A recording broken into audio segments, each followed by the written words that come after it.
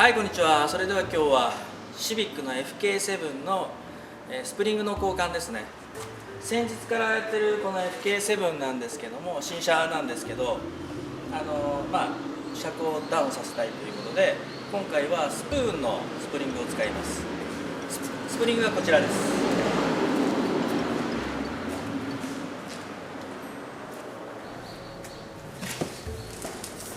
このスプーンのスプリングですね。スプリングで今回はダウンさせたいと思います。それでは行ってみましょう。はい、それでは作業スタートします。すいません、スプリング交換する前の動画撮ってなかったんで、これだけなんで申し訳ございません。とりあえずですね、作業スタートしていきたいと思います。タイヤをまず外して、作業スタートします。まずアッパーのネジをですね、軽く緩めておいて、作業した方がいいでしょうね。で、足回りの、まずブレーキホースだとか、ブレーキセンサー類の、止めてあるところをですね少し緩めてます。ショック外す時にテンションがかかったりして不具合が起こっても嫌なので、まずはその辺を緩めてます。で、スタビですね。で、思ったんですけども、足回りがストラット式でまさに BM と、一緒なんですよね。本当もうほとんど一緒ですね。で、ホンダのシビックって言ったらですね、どっちかっていうと、以前からストラットだと思うんですけども、そうですね、ゴルフだとか BM でもミニに近いような形だったと思うんですね。すいません、あんまり、シビックだとかホンダ車の経験がないので、あんまり軽々しくは言えないんですけども、確かそんなイメージがあったんですよね。それが、今回こうやってばらしてみたら、もろ BM と一緒なんですよね。これ後日リアの動画も上げますけども、リアも全く一緒なんですよね。そういう意味でも、この FK7 っていうのはヨーロッパ生産らしくて、向こうでやっぱり売るために足回り関係をそういう風に変更したのかななんて思ったりもしたんですけど、もし間違ってたらごめんなさい。とりあえずクレームは、ノーサンキューでよろしくお願いします。まず外れましたので、ショックをばらす前にですね、アッパーマウントと、ショックの付け根ですね、それの位置を、印をつけておきます。そうしないと、組み上げた時にですね、アッパーの位置が違ったりして、ねじったらはまるのかもしれないんですが、そのねじった時にですね、やっぱりブーツ関係がこうよじれたりするのも嫌なので、最初からもうある程度組み上げる前にアッパーの位置を決めて、組みたいと思うので、その辺は要チェックして、やってます。BM なんかっていうのはアッパーマウントがもうまん丸なので、そんなに、意識しないでいいと思うんですけど、これは、どうしても形状が特殊なので、そういう形で、印をつけてますね。これ BM の E46 なんかも確かそうですね、印をつけて、組み上げてます。で、ここまで外れましたので、全体的にスプリングを緩めていって純正を外していきますね。はい、外れました。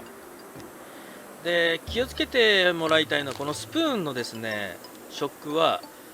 フロントリアさらにですね LR があります。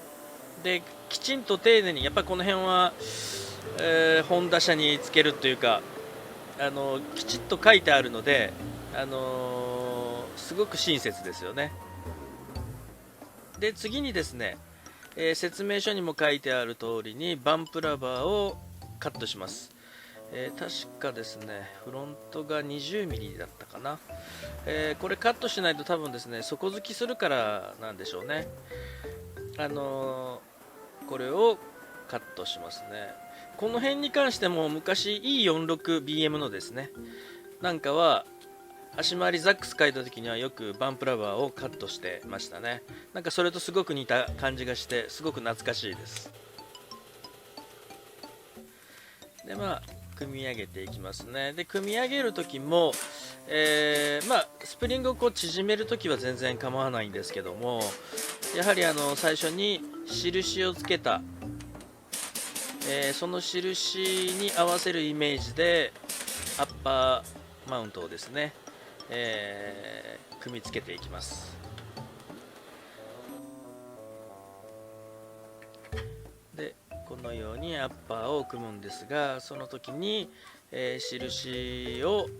上と下を合わせながら、はめ込みたいと思いますね。でより精度を高めるというか、確実性を求めるために手締め作業で確実性を上げるようにしてますね。その方が、フロントのアッパーマウントとお皿がきっちり合います。エアでやってもいいんですけど、やりすぎてしまったりすることがあるんで、手の方がいいでしょうね。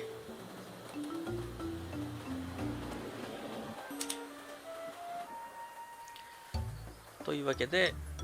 フロントのショックが組み上がりましたね。でアッパーのネジを確実に留めたいと思います。そして、最初につけた印ですね、そこを確認して、こことここですね、ここを確認して組み上げたいと思います。それでは車の方に取り付けたいと思います。こちらもですね、まずアッパーを入れてもらって、ネジを3つ仮止めですね、手締めで構わないんで。そしてショックをですね、ここがちょっと硬いんですけどもグッと押してあげて、1人でできるんで